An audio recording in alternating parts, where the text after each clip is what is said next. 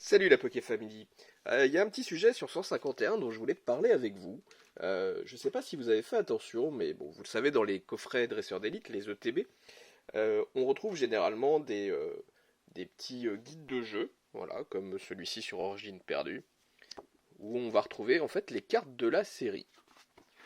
Et ces guides de jeu, voilà, où on voit toutes les cartes promo, les cartes à obtenir. Ces guides de jeu sont imprimés dans un papier plutôt de bonne qualité. Sur du plus récent, par exemple, du Zénith Suprême, on voit, c'est à peu près comme pour l'Origine perdue. On retrouve des pages de bonne facture, un peu brillantes, et le papier est plutôt agréable au toucher. Voilà, et on voit toutes les cartes qu'il y a dans la série, et tout ça, on pourrait le décliner dans toutes les différentes séries épée et bouclier, les plus récentes comme du Flamme Obsidienne, du Evolution Apaldea. On trouve même dans du 25 ans, hein, 25 ans, voilà. Tout ça, ça se fait, faille paradoxe. Et puis, on a un ovni, on a le 151, qui lui est pas en papier brillant et en espèce de papier recyclé.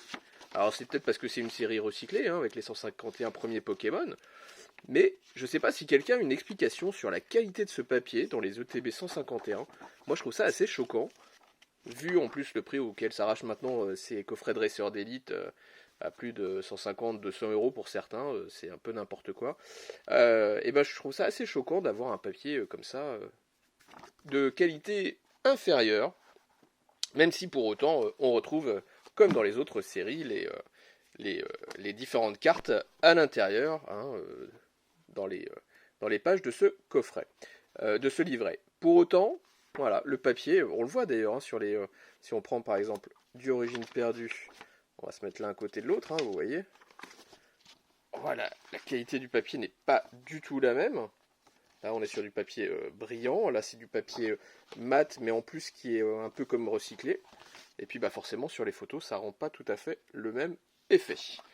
Bon, en soi, vous me direz, c'est pas bien grave, mais je ne comprends pas pourquoi on a ce livret dans cette qualité un peu médiocre. On va dire ça comme ça. Allez, je vais en profiter pour vous faire une petite ouverture, qui n'est pas que du blabla dans cette ouverture, dans cette vidéo. Est-ce qu'on va en profiter pour avoir une dinguerie? Ça serait rigolo. Allez, le petit code pour vous. Et le titre pour nous. Allez, c'est parti.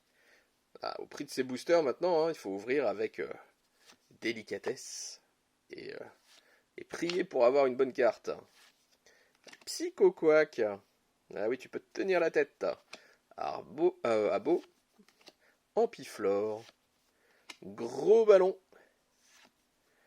Colossinge. Un Nidorino.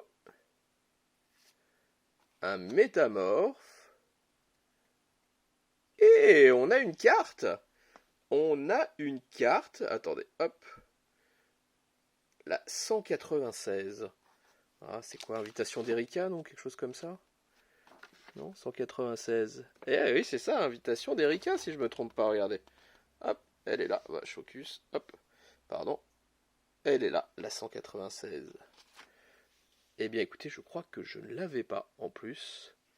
Voilà, magnifique. Bon, le cadrage est pas tip-top. Le cadrage n'est pas tip-top. Mais on a une belle carte qui tombe. Voilà, une petite full art.